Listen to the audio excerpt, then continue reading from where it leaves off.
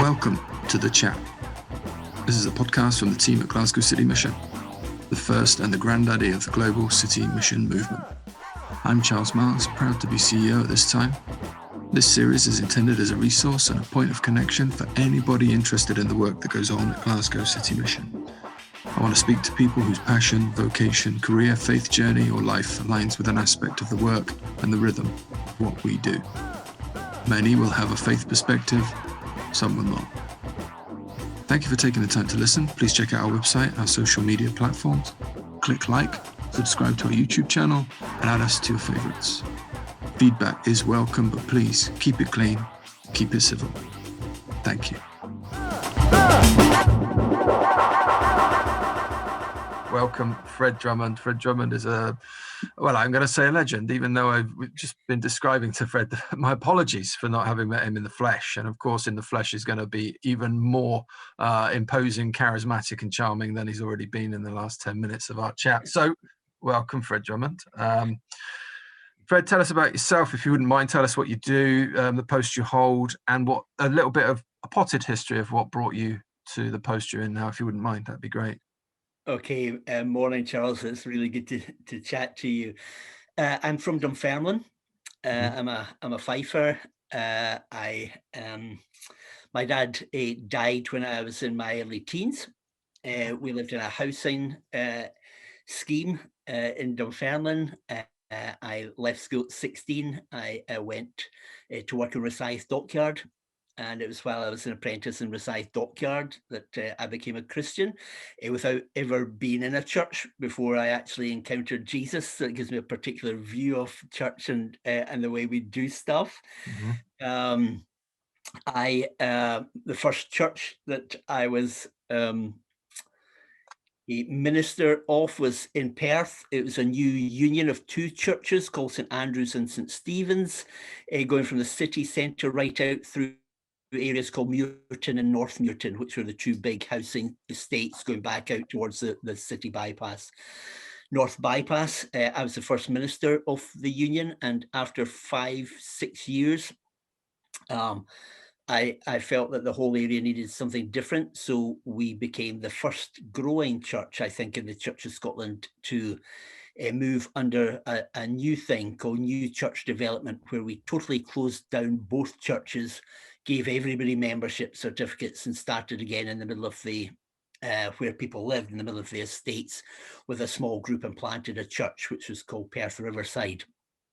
So I love that. I love the informality of it. I love kind of working with a smaller group and hanging around, trying to find out who the key people were around the area and the worthies and all that sort of stuff. And it was growing. God was really gracious to us, and other people were coming to see the sort of stuff that we would do. And then totally out of the blue, God called me to leave it to join Evangelical Alliance, which to me, sometimes we don't think God has got a sense of humor. That is an example of it. I don't do committees well. Admin's not my strong point. I love hanging out with people and ideas and all of that sort of stuff. And here I am sitting on all sorts of committees and stuff now. So I'm the Scottish director of Evangelical Alliance. I've been that for about 12 years now, but I'm also part of the UK leadership team of the Alliance. And I'm the prayer director for the UK of Evangelical Alliance as well, which is at the moment, I'm told it's over 4,000 churches and about 700 organizations, and a massive individual folks as well that make it this big unity kind of movement. I'm married to Carrie, and I've got 2 sons, and in the last year we've had our first grandchild called Judah, and unfortunately one of my sons and Judah, they live in Northern Ireland, so we've only seen them a couple of times since he was born. So that's me. Wow. Well, thanks for that. So there's a lot we could unpick there, of course. I'm interested in your call to ministry, and I'm interested in what led you to the route of, is it the Church of Scotland that they now take it? It was, yeah. Yeah. So you're an ordained minister with the Church of Scotland. And how long ago did the Lord call you into the Evangelical Alliance? How long ago was that? Yeah, so that's about 13 years ago now. Okay. And it's been a real change, because we now I go to a Nazarene church in the city centre of Perth. Yeah, Called the Perth Trinity. Church, as I was told yesterday. Oh, is that right? Oh, Yes, okay. the Nazarene. So I went to the Nazarene this Sunday for the first time at St Matthew's in Paisley, Oh, okay. because they were open, right? And Yeah. and by the way, what a stunning place. If anyone gets a chance to see St Matthew's in Paisley, get inside it and have a look. It's remarkable. But I told one of our employees who's a NAS member, and she said, "Oh, it's not. It's called the Paisley Church." And the NAS in Govan is the Govan Church, and the Perth one is the Perth Church. Okay. So I very much like that kind of. It's like a monolithic thing, isn't it? Well, this is the church in Perth. Yeah. Okay, so good. How was the Nazarenes treating you? Yes, it's great. To be honest, we went. I've had a really close friend since Bible college days called Jim Ritchie, and we have done evangelistic stuff over 20 odd years, I guess. And the sort of relationship you've got, where you're really great mates, and then you don't see each other for about 2 years, and then it just carries on from where it was last time you saw them. Just same sense of humor, same kind of passion about stuff.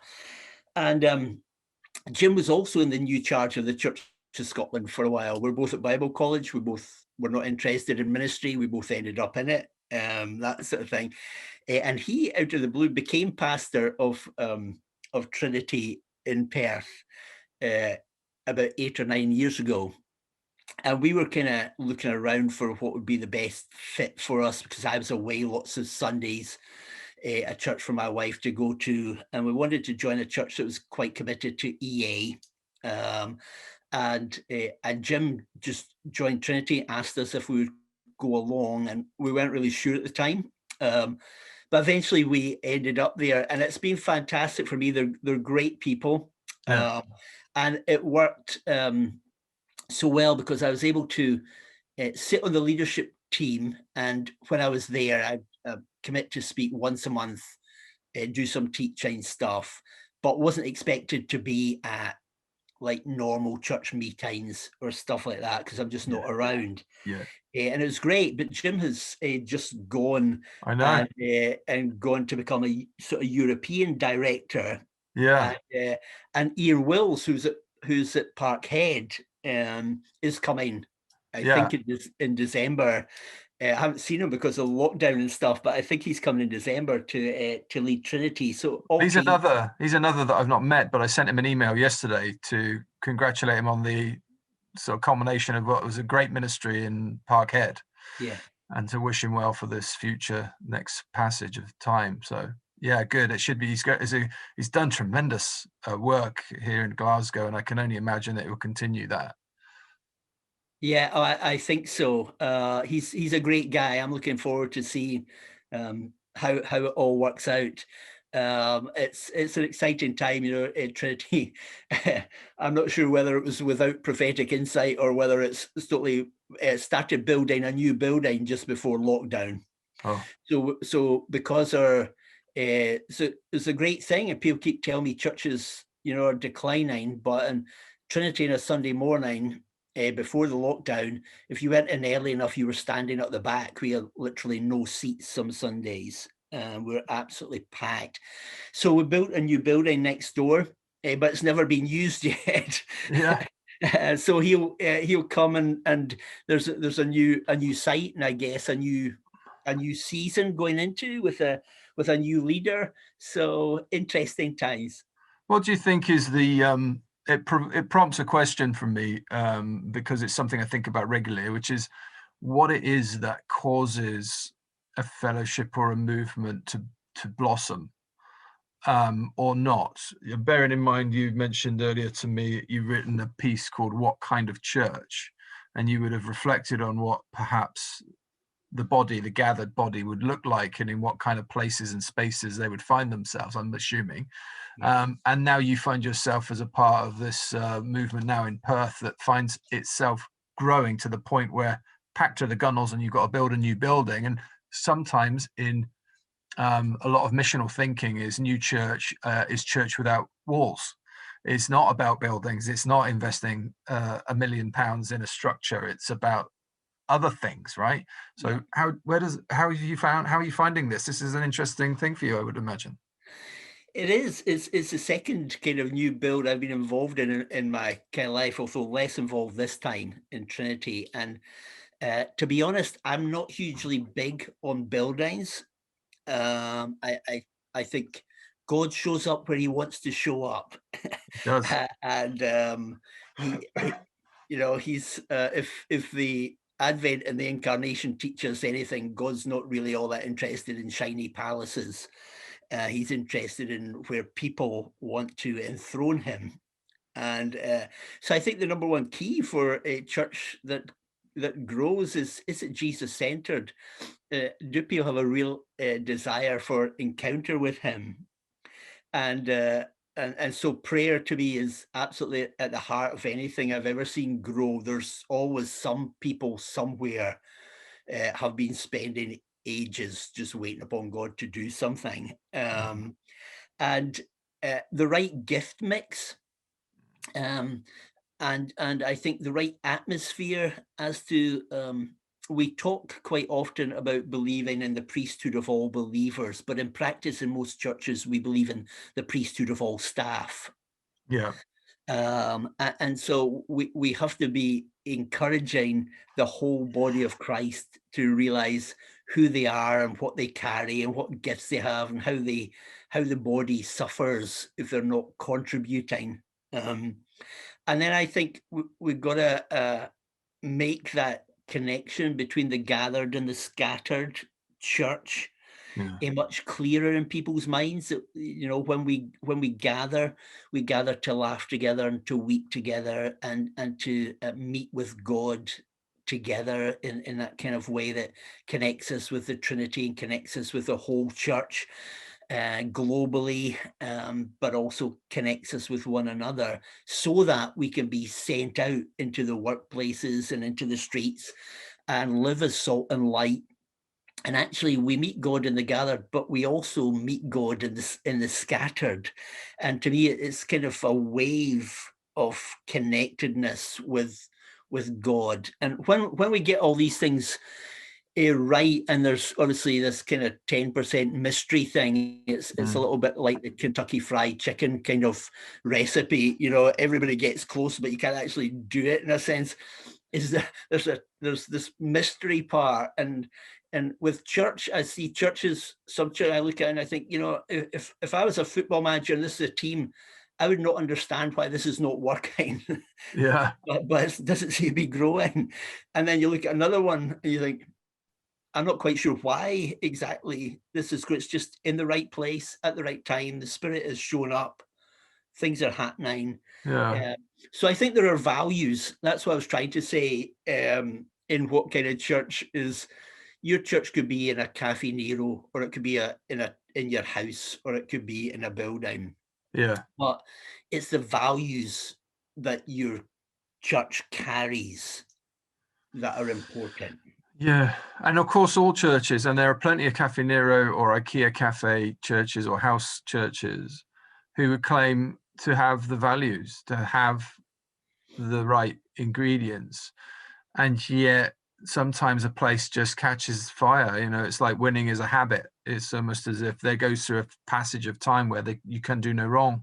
Where the right blend of energy and enthusiasm and passion and teaching and love and care and nurture is all aligned in a way that just catches fire. But equally, I think we've all seen situations where as quickly as it came, it can go again. That's a challenge, I think, for every movement, every church, every organization. So prayer's featuring hugely already in the conversation, and in terms of what the engine room, it's that old Spurgeon thing, isn't it? The engine room, the idea that you've got this constant churn of faithful intercession and prayer and coming before and laying the thing at the foot of the Lord's feet and saying, what would you do with this, God, I suppose. How do you distinguish then the prayer that would be effective in this kingdom work that you're describing and the Santa Claus list prayer of the stamp your feet, shout really loudly, and God will answer my prayers because I've claimed it? Like, is there a distinction do you see in these different? Well, yeah, I think there's a distinction. I would guess that pretty much what I'm really interested in what I might call missional spirituality. So we're always separating stuff in church and as Christians into different wee groups. So this is our mission over here. This is our prayer meeting over here. What I want to suggest is that our kind of ongoing encounter with Jesus is a talking, listening relationship of prompts and signs and recognizing the signs and sometimes missing them, that is ongoing 24/7. That and certain parts of it will be kind of detailed, and so this is my kind of quiet time, or this is my time in the hills, and this is what I do. And some will be the kind of desperate, God, I don't know how I've got myself into this, but you need to get me out of it kind of thing. And sometimes for new Christians or stuff, it's I have to write this down because I don't actually know how to talk or listen to God. And I think God has this sort of heart that he just smiles at all of it.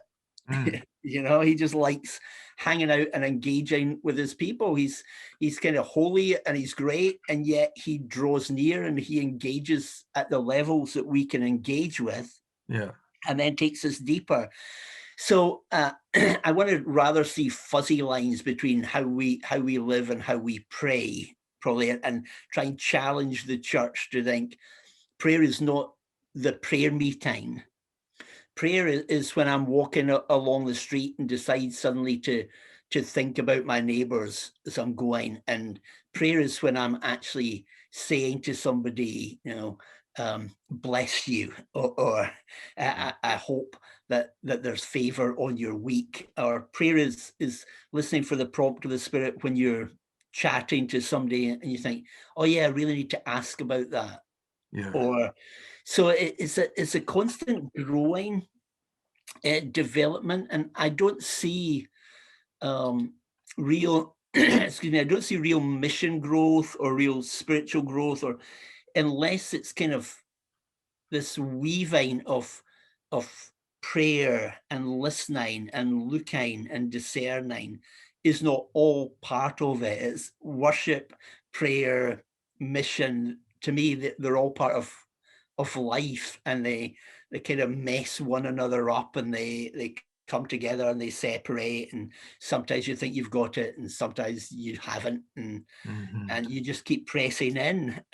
Yeah, good. Well, it's right, and it's a leveler, isn't it? Because when you realize that, because there are some movements, or rather there's some rediscovery of very ancient methods and techniques of prayer that are becoming very popular now, which is I'm delighted that that's the case. A lot of people thinking about contemplative prayer, for instance, or using a verse, or the Jesus prayer, for instance, and these sorts of centering prayer.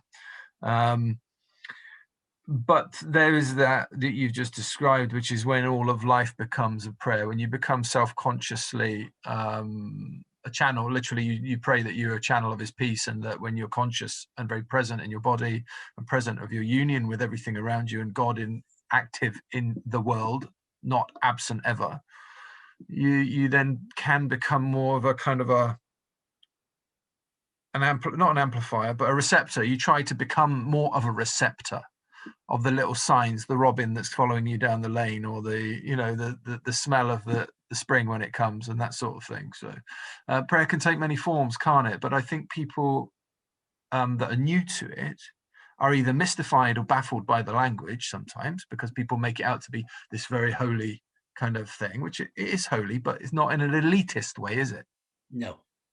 No, absolutely right. I used to encourage, when we started a sort of prayer thing in our own church, and I would encourage people early on to write prayers, and bring them and say them, like 2 or 3 sentences at most. Speak to God the way you would just speak, you Mhm. know. And as you grow and develop, your love language with God grows and develops, but it should always flow out of who you are. Mm. God sees beyond the masks that we wear. It's kind of pointless to pretend you're more spiritual than you are, or you've got it more together than you are. I know we do that all the time when we're hanging out with other Christians, but actually with God, it is probably the most futile exercise possible, is to pretend that you're more spiritual than you really Yeah. are, because God knows. Yeah. So yeah, I think we start from where we are, and we kind of grow and develop as we do in anything, and then we find ways that help and develop. You're right. In my early days of thinking more about prayer, it was people like Teresa of Avila, John of the Cross, the Ignatian Spirituality, Lectio Divina. This will be nothing to some of the folks who are listening to this, but medieval 9th, 10th, 12th centuries, sometimes contemplative people Mystics who and contemplatives. Yeah. mystics, people who loved silence, all of these Mm. kind of things. And then just reflecting, what can I pick and mix out of that I find helpful? So in some areas of my life, sometimes I go back to something like that. And then in other times of my life, I use something else and find what helps me encounter God wherever I am. So you stayed open. I hope so. Yeah. Yeah, sounds like it. You haven't got to a point where you've said, right, this is it, and you've got it neatly packaged in a box, and that is prayer defined, and that's how you do it. You're content to say, today I feel like dipping in. So the cloud of unknowing. I'm content with the cloud, the knowing of things, and that's okay. And then another day, it's like, actually, no, I really identify with the Jesus of this particular parable. And so you're content to be moved by different expressions and different tools in prayer. It sounds to me, anyway, from what you said. Yeah, well, I think that's the same with every aspect of life, really, and particularly spiritual life. Every time I've been pretty sure I've got it, God comes and blows that idea right out of my mind, really, or makes me look completely ridiculous. Whenever I've been running the church and thought I've got an idea that was going to change the nation, it like died a death. And then whenever I thought this is the worst talk I've ever given in my life, Yeah, somebody encounters God in it. yeah. Whenever I thought I know how to evangelize people, I've got in my head now the way in which to do that. And then you see people closing down after about 25 seconds. And then you start a conversation with somebody and they'll ask a question. So part of the adventure of faith, in the success and failure of it, and in the highs and lows of it, is that God is always doing something new. Yeah.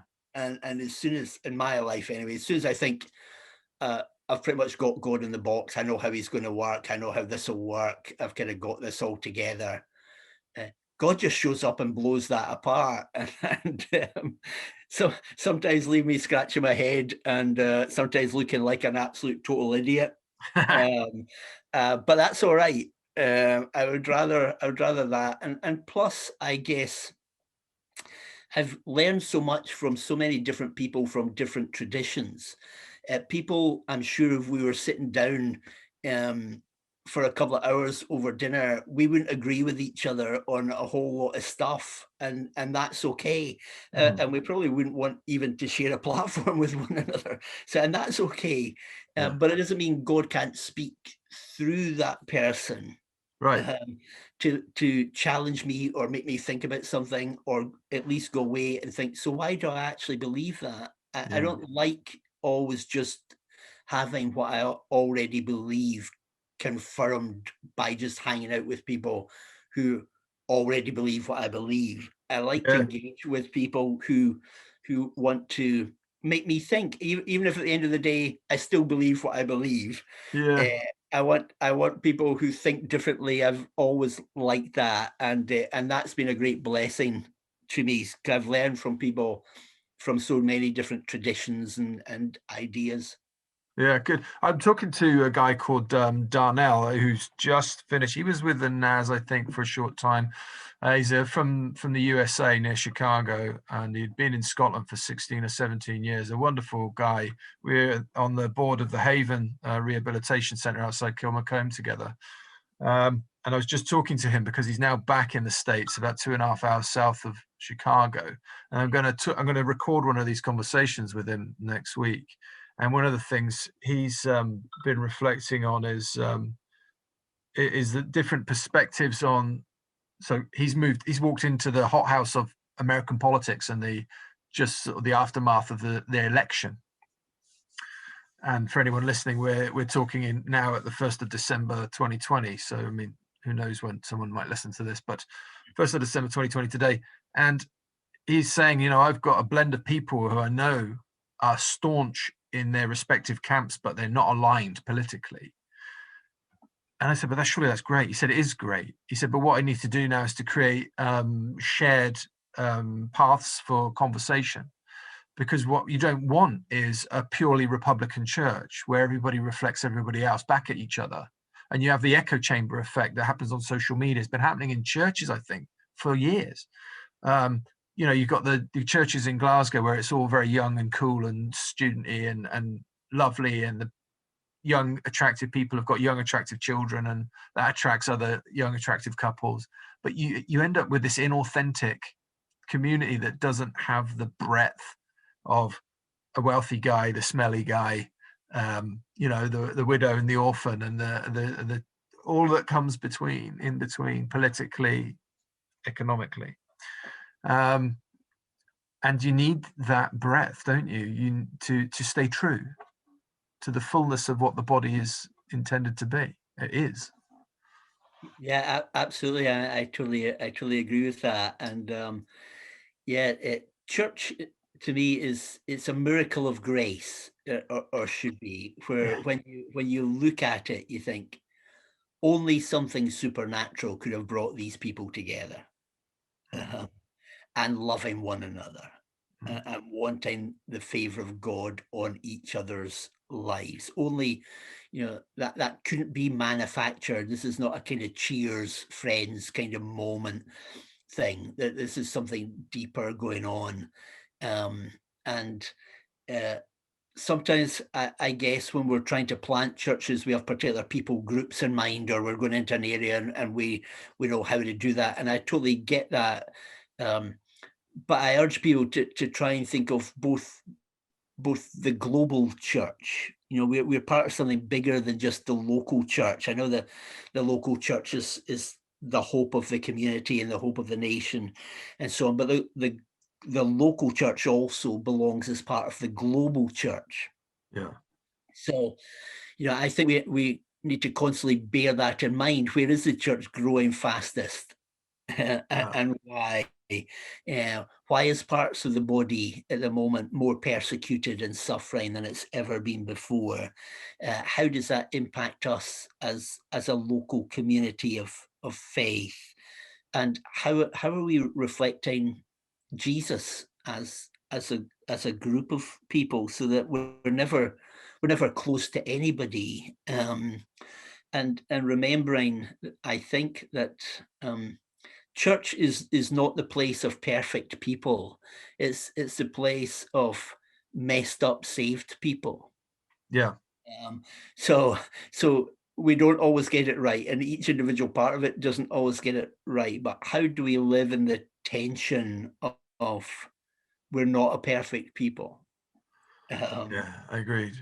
So in terms of going back to the prayer as a center of what you're doing now with the Evangelical Alliance, how does a guy then who doesn't like the committees and isn't keen on this, that, and the other clubs, probably, I say I'm very much the same as you. So I enjoyed hearing you say that.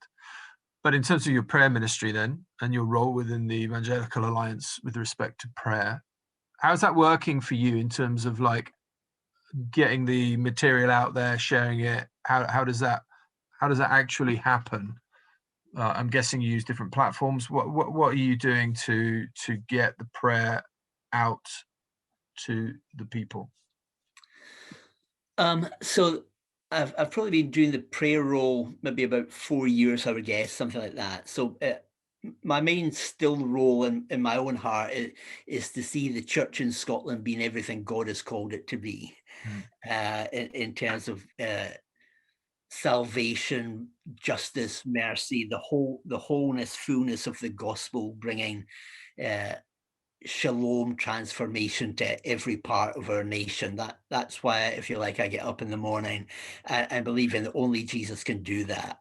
And probably from my church planting days and doing Riverside and Muirton, I became more and more conscious that only God can do that.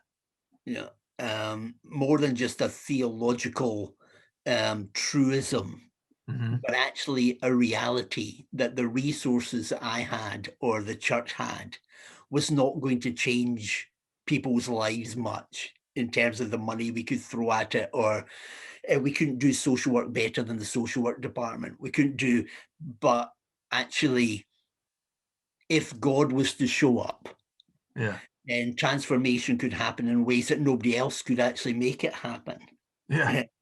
And so I was thrown more and more on thinking, so we need God to show up. Yeah. And so that means you got to spend more time encountering God yourself, because in that sense you are a conduit of it. You're the salt and light. You are the voice of peace or justice or mercy or whatever. So that was my kind of journey into prayer. And I used to talk quite a lot at EA leadership meetings and stuff about how centered are we on prayer in all the work that we're doing. And suddenly Steve Clifford, who was my boss at the time, said, we've pretty much decided as a leadership team that you should be directing what our prayer stuff is. And so EA as a staff now, every day we meet together at 9 to pray on Zoom as a staff, which is great. So right across the UK, in everybody's houses at the moment, where we pray for about 15-20 minutes. I kind of direct that. I lead it once a week. Wow. If people are connecting, so at the moment I've just done Movement Day and Gather Network have Advent prayer videos. It started last week, so I'm doing one of them, and I've been one of the people kind of feeding one or two ideas into that. Prayer Shield that comes from Pastor Agu and Jesus House, the RCCG church, has something called Prayer Shield, which is a prayer that goes up online every day. Right. So I've done one of those. So sometimes it is about trying to connect people with other people, so that conversations, so unity is a big thing that we talk about, but sometimes we lack kind of in church. So what I try and do is Sarah, who's the head of Elam prayer director for the whole of Elam, connect her with some of the other things that other people are doing in other denominations and get them to sit around a table to say, is there things that God seems to be saying to everybody? Is there something we would want to do together as a united prayer? So a couple of weeks ago, we had a Prayer Day UK. So I wrote a prayer schedule with a whole host of themes for a day and asked people, pick one of these themes at 10 o'clock in the morning, or why don't you pray this with your family? Why don't you get your kids to draw a picture of their friends or school? Why don't you pray for them at 5 o'clock? Why don't all this kind of stuff?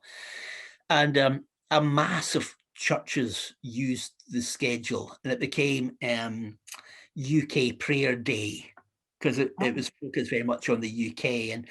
And it just took off. We did it on social media. We did some tweeting about it, and then Archbishop of Canterbury tweeted, thank you to EA for calling the UK to a day of prayer, and other people got behind it, and a whole lot of denominations then set up their own day of prayer on the same day using the schedule and stuff. So partly it's about trying to hear what's happening and then trying to unite people around stuff. And then the third part is, because I love language and words and stuff. Sometimes if we need to write a prayer, maybe if I feel so at the moment, I've been really thinking about people who are who are really kind of trapped at the moment. So they're maybe in a relationship that's not physically violent, but is emotionally violent and is Sure. spiritually destroying them. And they're in lockdown and they can't, they can't get out. So they're Yeah. trapped. So encouraging people to pray for people who feel as though nobody's listening, and the words I had was kind of silent screams, who are Yes. making silent screams. We use this. We Oh, use do this you? this resource. I mean, this language. We've internally been thinking about a next role, which would be an outreach role, to go and find in particular women, the Yeah. groups who are crying into silence, who are not heard, who don't have the channels or the advocates that can speak up for them or whatever, and go find them, because they'll be there. They're behind doors. Their prisoners are either money's being withheld, or they're being bullied or dominated in some horrific fashion. So this kind of language of to go and find those who are screaming in the silence is very much a central thing of us at the minute internally at Glasgow City Mission. Yeah. So that's sometimes what I do. So I'll be wandering around and praying, and I'll come to my mind a particular group or stuff, and I'll write a prayer, and then EA will then kind of put it out online or tweet it, or it'll be in one of the things that they're putting out to members or stuff. And sometimes I'll just put it out on Facebook. And the first month of lockdown, I did a little 2-line prayer every day. Yeah. And there was quite really interesting. Quite a lot of people were following it and kind of saying, yeah, we're praying for this group today. We're kind of doing this today. And almost trying to get a sense of, who are the people that are anonymous almost to everybody apart from God, Yeah. but don't actually know that God cares about them. Right. So they feel as though nobody cares about them. Yeah. Um, Utterly alone, utterly isolated. Yeah, absolutely. And how do we create almost a simple language of prayer that anybody can pray Yeah. for them? So it's the uniting. It's the kind of creating resource normally for other people, or and sometimes it's writing or trying to encourage the wider church to think of a particular group or stuff by writing a few prayers around it. Yeah, amazing. Sounds great. I mean, we have a wonderful chaplain whose role really is to nurture and foster a joined up sense in our organization of a rhythm of language and a rhythm for prayer. And so we've put together readings for every day of the week and little video clips that go out in the morning of the verses read and a reflection piece, only a minute long perhaps, but just as a way of tying in the worship life and the language and the rhythm of the whole organization, and those who would care to view it, and those that support us. And I feel as though that's been a very helpful thing, and what you're describing sounds incredible. And I'm particularly struck on the daily prayer at 9 a.m. I mean, across a nationwide organization, that sounds like quite an exciting thing. So there's no obligation, or is there an obligation? A 3-line whip? No, just come if you can. Yeah, but everybody comes. I guess there is an expectation. If you can come, you should come. Yeah. Because we do see prayer as being central, or we want Jesus to be made known. We want to unite people to do that, and so we see that can only happen through prayer. But I absolutely love it. It's I do it every Monday morning. I do it, and I kind of almost set a little theme or thought, and then a different person, different member of staff then does it every other day of the week. So everybody is kind of having to take a little shot turn, and everybody brings a little bit of who they are, and we try, and one day is a kind of general thing that I do, another day is the wider persecuted church, or the wider church, not so much persecuted church. Another day is wider social needs, if you like. Let's pray for stuff. And then another day is let's pray for some of the EA organizations or other churches or issues that we're hearing about. And it's just, I just love it, and get so much from hearing other people lead in the way in which they lead. There's no right or wrong way, or there's no prescription. We don't say you've got to speak for 2 minutes and then you've got to lead prayer for that. So people do it differently, and it's really brought the organization, I think, more together in by doing it. I can imagine that it has. How do you, when you describe this Jesus, when you describe the Jesus that you describe, you know, the one that you really buzz about, I could see that you're buzzing on him. It's funny, isn't it? Because the world sees different things, and Jesus is described differently by different organizations, by different representatives. The one that the Jesus you're describing, the one of the parables, the one roaming Galilee, the roofless one, he's the one I kind of know, I feel, and I get him. But getting him out to the world and describing him to the world is tough because he's so poorly represented, I think, publicly. Is that something that you agree with, or not? Yeah, no, I do agree. I think we're in almost different places, in as much as in some parts of our country now, third, fourth generation people have no idea who Jesus is. Mm-hmm. I used to, even when I was still muting 15 years ago, I'd meet people who would have no connection with what Easter was, or even Jesus and Christmas was kind of, weird. They didn't get it. So, so there's a mass of people who just need a kind of engaged conversation, but there are definitely other people who have this kind of picture of Christians and Christianity as being a negative, holding back religion that is pretty much anti-people and anti-everybody. I think that's a sad caricature, but there's always a little bit of truth in caricatures, isn't there? Oh yeah. They wouldn't be funny, and they wouldn't look like cartoons, and they wouldn't be. They resemble the thing. Yeah, so absolutely. I think myself that Jesus is well able to look after himself. Sure. And I think when we talk in terms of hope and peace and love, when we're able consciously to live trying to bless people and not shying away from mentioning Jesus or talk about, the reason that I want to bless you or see you encouraged is because I know what love is. Because I myself constantly mess up, get things wrong, but I understand what forgiveness is, and I understand what hope is, and I understand where love comes from. So not shying away from talking about these things in ways that people can understand. The difficult bridge is when we're not demonstrating it. Yeah.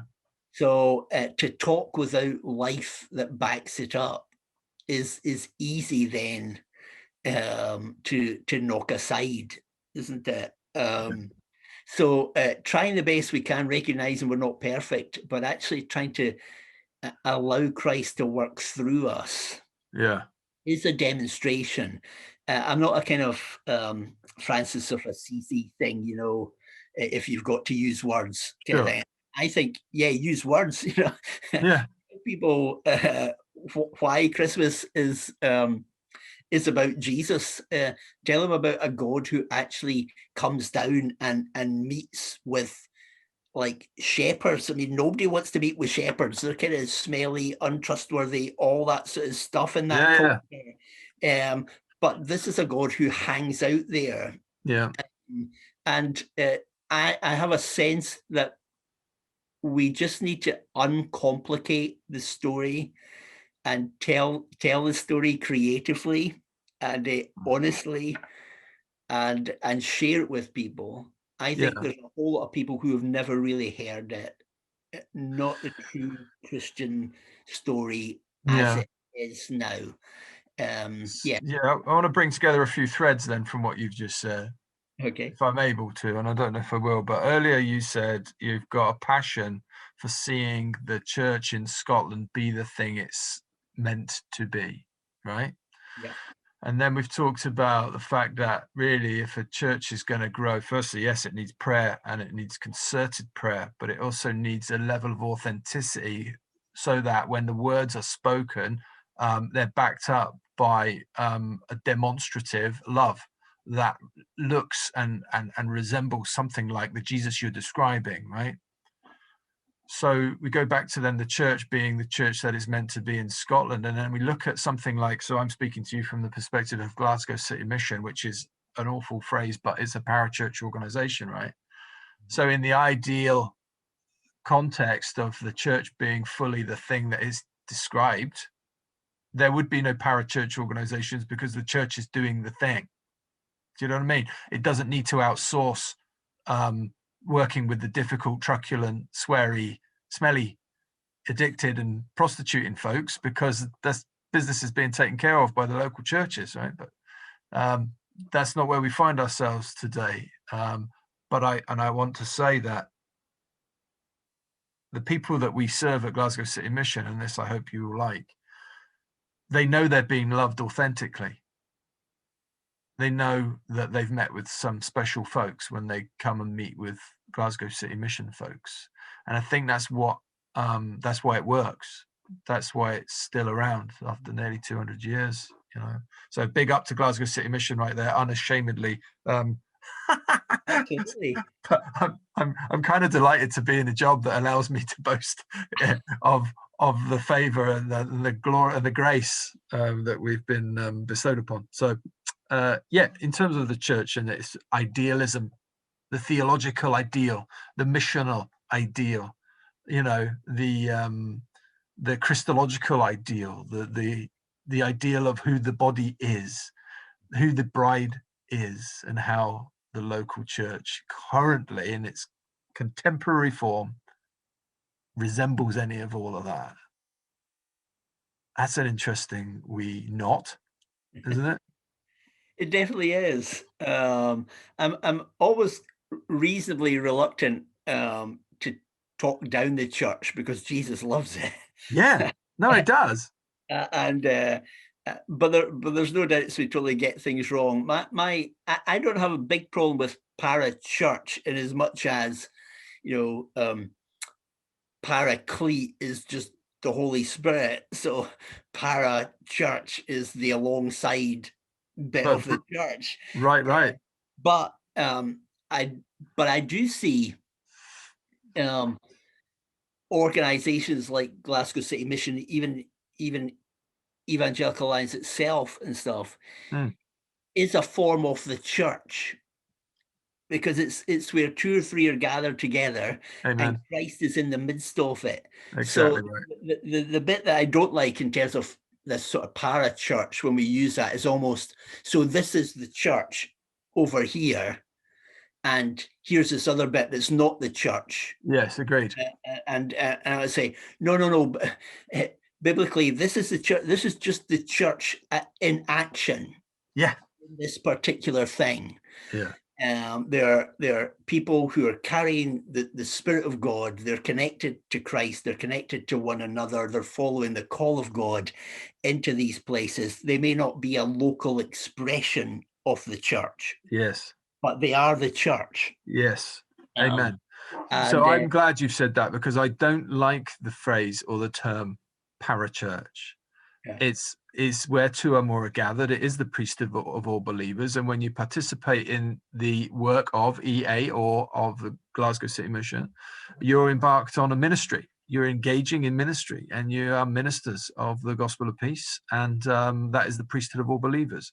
And I'm very, very much wedded to this sort of idea, passionately so. And I don't see us as distinct from either. But I was interested in how you would see it. So forgive me from provoking it. But going back to the beginning of our conversation, you said you were working apprentice on the shipyards at Rosyth.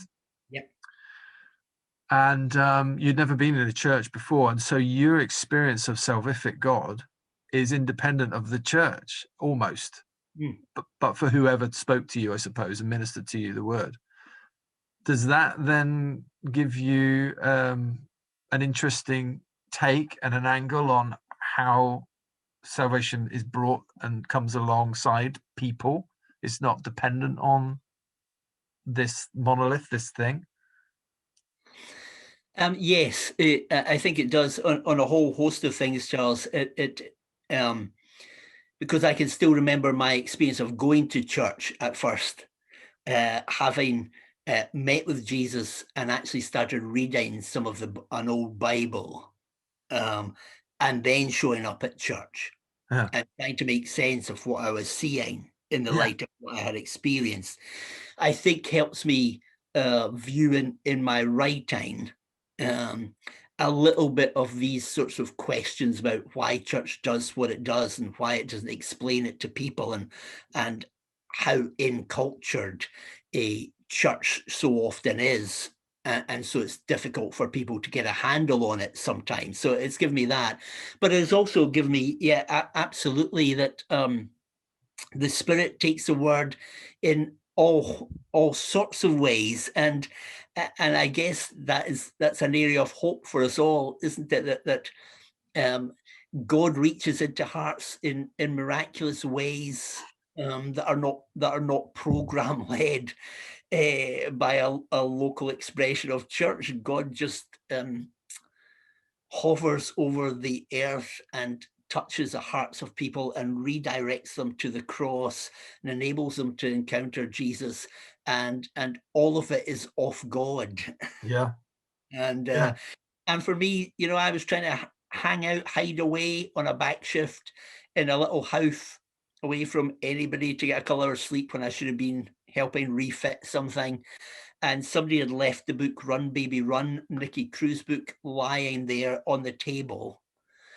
And I don't know if you've ever seen it. It's very much, I guess, an 80s book. Yeah. And somebody with a switchblade on the front. I've seen that. My grandfather had a copy in his bookshelf, and I was always struck by it. Yeah. So that I picked it up and started reading it. Still don't know whose book it was, who left it. Couldn't put it down, and that was the start of my kind of a journey of faith. So it's and I think quite often, as many of us look back and find, how have we actually ended up on this journey with Jesus?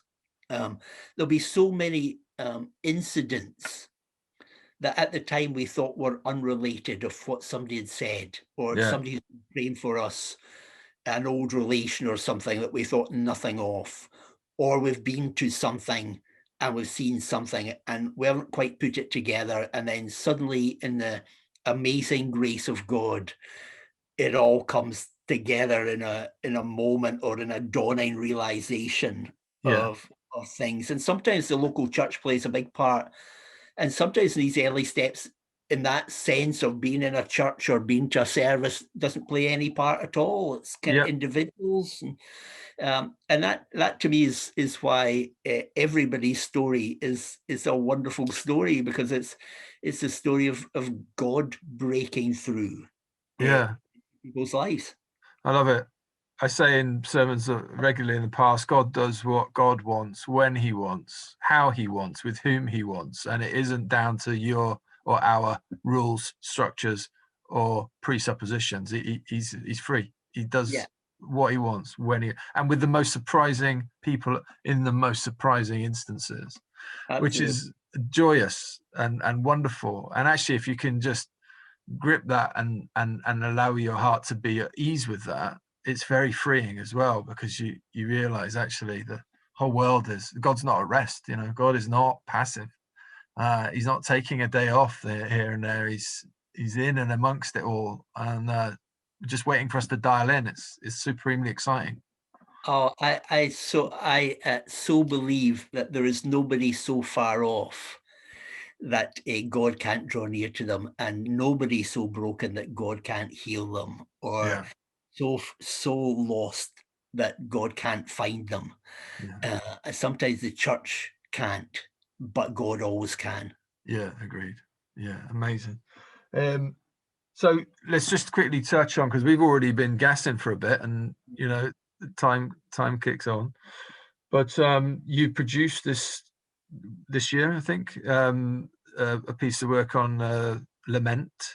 So let's hear something of what brought you to thinking about Lament, um, and how you feel that may be helpful as a resource and as a tool for navigating this current time. I think lots of churches rightly are really focused upon when we get back together and when buildings are open and all that sort of stuff, as if we suddenly just go back as if COVID hasn't happened, really, and we preach, we do the same platform, we do the same worship as before, and of course every person who makes up a local congregation has changed because of COVID. So doing what we were doing beforehand without recognition that everybody is now changed, to me, wasn't honest, nor was it thoughtful, because there will be people who have not managed to get to the funeral of somebody they really cared about. There'll be people who have lost folks. There'll be people who are struggling with mental health issues now, people lost in anxiety, people whose marriage has fallen apart under the pressure of COVID. So everything has changed. There is no going back to an old normal. No. And that's exactly the same for congregations as it is for everybody else in life. Yeah. And part of me thought, I hope we just don't almost jump straight back into the slightly almost triumphalistic hope, positivity that are rightly part of the gospel. But if we're not recognizing and walking with the people who are in tears and are broken and are coming to our services and are part of our church, then really we're doing a huge disservice to the kingdom. Yeah. And that threw me back on Lament, particularly the Psalms of Lament, and saying that churches are going to have to find a way of walking with people, maybe sometimes for quite a long time, through their anger and their frustration and their questions. And I want to say that the Psalms of Lament are not people who have no faith, who are they are people of absolute faith who are in lament. What they can't connect their perceived reality of where they are with the promises and character of God. So so God, I don't get it. God, why didn't you step in? God, why has this happened to me? Yeah. The journey of lament tends in the Psalms to go from that really honest, vulnerable, painful articulation of grief through to, at the end, yet will I still praise you. Yeah. Yeah. And I wanted to say there is a journey for people to go through now, at least some people in almost every congregation, which will take thoughtful care and time and walking with them, not trying to close down their questions or move too quickly on to, think about the hope stuff, but actually help people see how God enters into these questions with people, and that there is a depth and vulnerability in lament that is sometimes the most honest expression of faith, and that we need to be discovering ways of doing that. And I was suggesting whether that's helping people prayer journal, whether that's having short walks with people one-to-one and just letting them chat, whether that's having a group sometimes in a church and rereading a psalm, whether it's allowing people to write their own lament and then take it forward and burn it or leave it at a cross or just do something physical that helps people walk through, but that church leaders should be thinking about this mass of people who are now coming more wounded than they were when we closed. 100%. So that led me to it. Wow. And so that's been a rewarding piece of work for you to be working through? It has been. It's been really interesting. So a lot of people have used it on the EA site. It's one of the most downloaded pieces of material, I think. Oh. And personally really challenging because I've had a few emails from people who are clearly been going through things and have not felt that the church has been able to grasp the level almost of their despair, almost treating them as if there was a problem with their faith because they were articulating this part. And it's really encouraging that they've been using the material, but they've been sending me sometimes their stories as well, Right. which are quite hard to read through, Yeah. I'm not their pastor, or Sure. it's a privilege to read it, but it's also a challenge to think of how many people are out there who have gone through a crisis and they're still carrying the wounds from it because they've not felt they've been able to really express it. It's been, everybody's prayed for them for a week and church has cared practically, but then it's moved on and you get back into it and there's just not been the space. So it's not critical of the church, but it's saying, in the UK, there are, I've forgotten how many, 50 odd thousand people who have died of COVID. So Yes. a lot of them older people. So many of them connected to faith communities. So we will be dealing with all of these issues for years to come. Yes, indeed. And we need to be thinking now as churches about how we walk with people through that. Yeah. And it will have a massive impact, I think, on a consolidation of fellowships, because even let's say people are permitted to congregate again, it's whether or not people feel confident enough to congregate again. There's going to be a whole load of psychological hurdles about senses of vulnerability and what is safe and where you feel safe, and as well as the longing for the rhythm and routine of getting out once a week to meet with people who know you and who treat you like somebody known rather than just a nuisance or a shop assistant that looks above your head instead of looking at you and that kind of thing. There are so many reasons why people valued congregation, but there will also now be new reasons why people are not sure about coming back to congregate again. And it's going to be a fascinating time, which I think you're right, if people aren't prepared to be observant and discerning and patient and prepared to be adaptive, is going to be problematic. I would think it will be. But as long as there are people like you around that are offering this kind of voice and helping people to think these things through, then that's a blessing to the church, I would say. Yeah. Right, we're going to pull things up a little bit now, so we're heading in probably at least an hour, I think. But everything is about the journey. I've written some notes here. Theology element, leadership burnout, I've written as a note here. I'm just interested in, you've got prayer. We're talking about prayer as central to the health of the worship life of a nation or globally. But then you've got the issue of people in ministry who've been called to ministry, who just burn up, who just are done in by it. It's very common, and I think like COVID and this sort of the pressures that are going to be brought to bear on ministers, if they're not equipped with the language of lament and adaptive and all of these things that we've mentioned before. Do you have any experience of this sort of thing? Have you seen this phenomenon? Yes, particularly in COVID times, I've had a lot of conversations or people get in touch with me who are really struggling as leaders, both in organizations and churches, who just want to chat to somebody for a little while.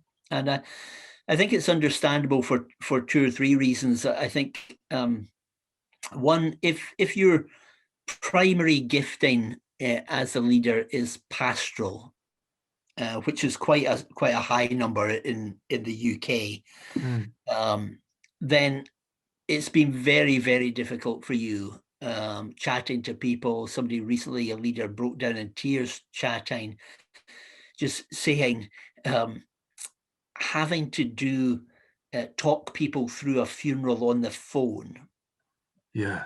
Not being able to go to their house. So, and he's not been able to even shake hands with the bereaved family.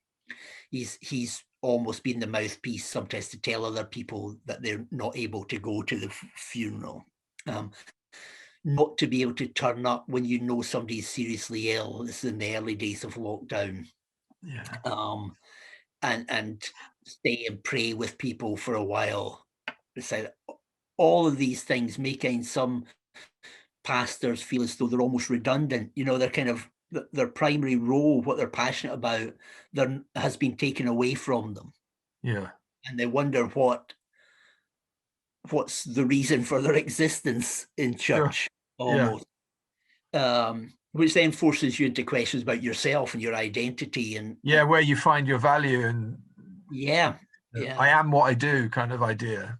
And I think that is quite common, you know, in church leaders, at least partly. And then the second one, for some, you know, threw themselves right into the online thing. You know, we're gonna do the best we can to be as close to Hillsongs or whatever as we can, although we've only got 40 people and whatever. We're going to throw ourselves, thinking that we're probably talking about 6 weeks. So you know, you really go at it and you kind of make it all happen. But now they've been doing this for like 9 months. And they're just kind of worn out, trying to have the energy every Sunday, trying to make sure that they're the IT people, or if they don't have it, do it themselves. And will Facebook really work? Or what platform do they use? All of that stuff, the stress of that, really hard.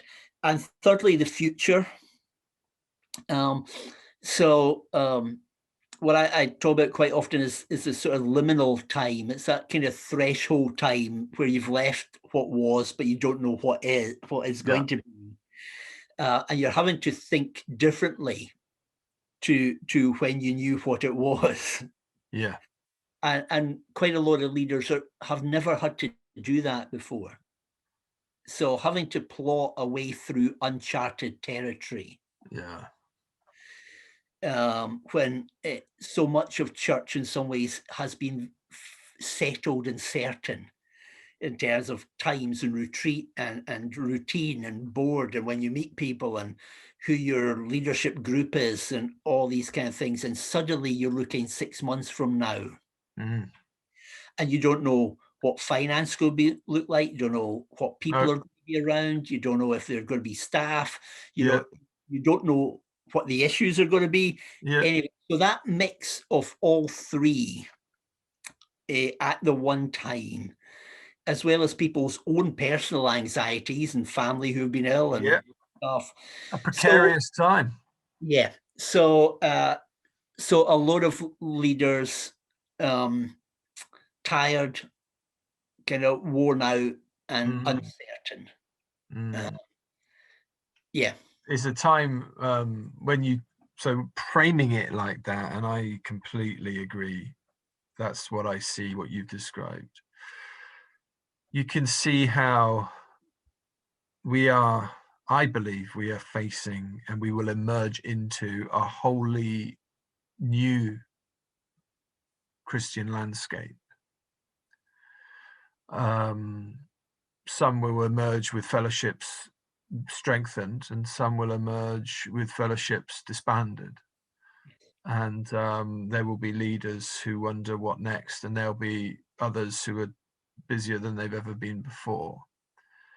but I think the enforced the lockdown has forced a lot of people to not go to, say, the high priests and the temples of Braehead and Silverburn, and has made overnight probably several 100,000 contemplatives, because they're thinking about meaning, they're thinking about where they find value, they're thinking about what certainty looks like.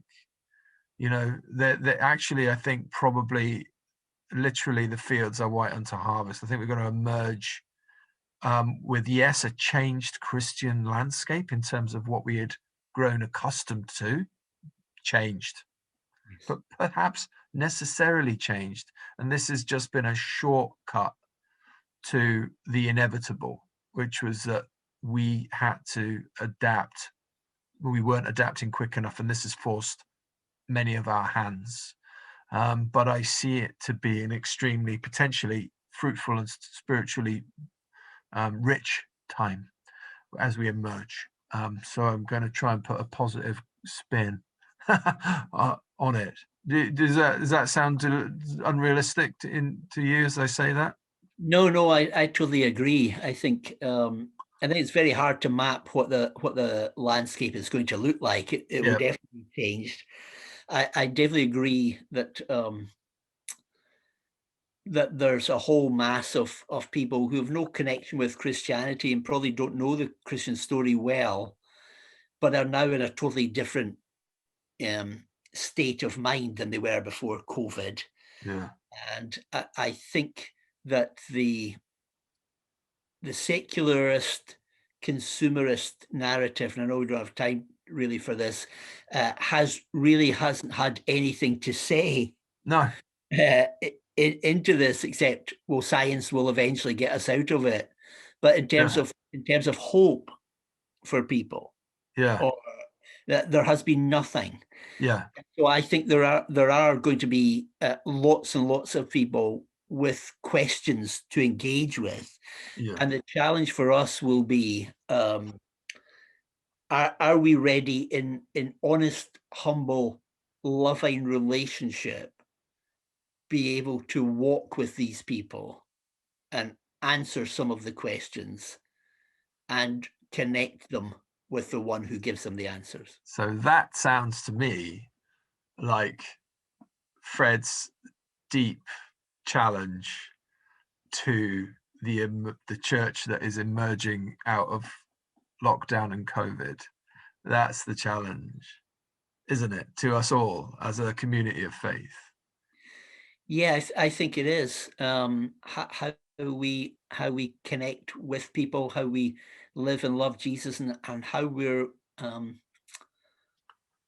open enough and have the space enough to actually care about individuals and walk with them through their questions, not always in a mechanical way, but in a real way.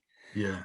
I think that will be the challenge to us, because a lot of us will want to simply get back to what we were doing and get back to the building, get the services going, and trying to go back the way. But I think there's a huge opportunity for us to go forward into a kind of new way of being. Yeah. I think something grave and serious could be missed if, like you say, people are in too much of a hurry to just get back to what was because it feels safe and familiar, and not really give some serious thought to what's changed and what is needed. Not what we want, but what's needed. And actually, where God's, and this is something I've learned through Glasgow City Mission, has probably taught me this as much as anything else. But the place of your calling is the place of your flourishing. But the place of your calling might not be the thing you might desire. It isn't necessarily the thing. We don't have time to do this now. But the fact that, so if I take that and you think of what we've just said about how the church coming out of COVID, the church might want to go back to things as they were. You will miss something serious if you just do that in a hurry. But actually, where is it being called to? Because where you're being called to might feel a bit uncomfortable, but that is the place of your flourishing. That's the place where you can be effective an instrument, that you would pray that you were. Lord, make me an instrument, make me a channel of your peace.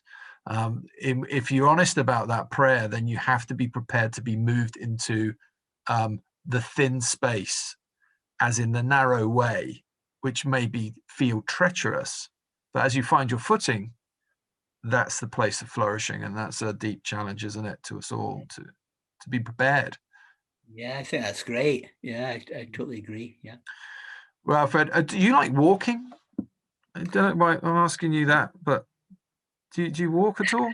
Yeah. Well, would you believe that I've started walking more just for exercising during the lockdown and stuff. So I try to walk 5 miles a day That's a lot of walking. now, usually just around where I stay in Perth. Yeah, Sometimes if at weekends we'll head out and walk by the sea or walk a little bit into the mountains. I'm not a big Monroe kind of no, I'm not either. person, but Well, I where's find the sea? Where's the nearest seaside from Perth? so we would head towards the Tay, Yeah, Silvery Tay. yeah, Newborough, or up that Fife Coast Ely Yeah. Crail. Okay, beautiful. The East Nook. Yeah, and we'll quite often walk just around the Creef area, a Yeah. kind of Knock and some of the little mountains. Comrie up that way. Yeah, Comrie as well. Yeah. But most of the time before COVID, I was traveling so fast and so often, I probably wouldn't have had time to do a lot of this. But Interesting. now, yeah, it's slowed the pace in some ways, slowed the pace of being out and about, certainly. And I feel that, and I'm sure it's like you, Charles, that once you've done 3 hours of Zoom in the morning and you know you've got 2 hours or 3 hours in the afternoon of it, I Yeah. just have to get out and get some fresh air and walk and think and stuff like that. So yes, I'm walking a lot more than I used to. Yeah, I'm sure it'll enter the dictionary at some point, but the new word is zombie. You've become a zombie. Yeah, by the end of the day, that's how it feels. Now, I ask you about walking because I've just suddenly come to mind while you've been speaking that next year we want to put together, or we're thinking of putting together, a pilgrim walk from Campbelltown up to Lismore, just off the coast of Oban. And it follows the paths of both others, but predominantly St. Maluag and Columba, and the Argyll coast, the Del Riata coast, along that Argyll Peninsula in late May. So if your 5 miles a day leads you to think, actually, do you know what, I'd quite like to do a 5-day, 6-day ramble with reflections and key points along the route to stop and reflect on the history of Christianity in this land and to pray for it. And then I flag that up to you as something that may be of interest. But as a busy man, I place you under no expectation or obligation. I just feel like I should share that with you for some reason. So, That's great. Thank you. Right, well, I think I should wrap it up really, because you've got things to do and I got stuff to do too, and we mustn't be too zombified, should we? So No, we'll put a link to the Evangelical Alliance on this, I think, and if there are any other materials, can you find everything about you and what you're doing through the Evangelical Alliance website? Yes, you can, or EA Scotland's Facebook page will normally point to where I am or what I'm doing. And equally, when you're putting this out, if you want me to say it's coming out, or you want it to go, just drop Bethany a quick one line saying this is when we're putting it out, and I'll try and direct people to it as well. Magnificent. Well, I appreciate it very much. God bless you in all that you do, and praying God's shalom over everything in your life, your home, and your ministry. Oh, thank you. It's been great to chat. I've appreciated it, and enjoy the rest of your day. Thank you very much.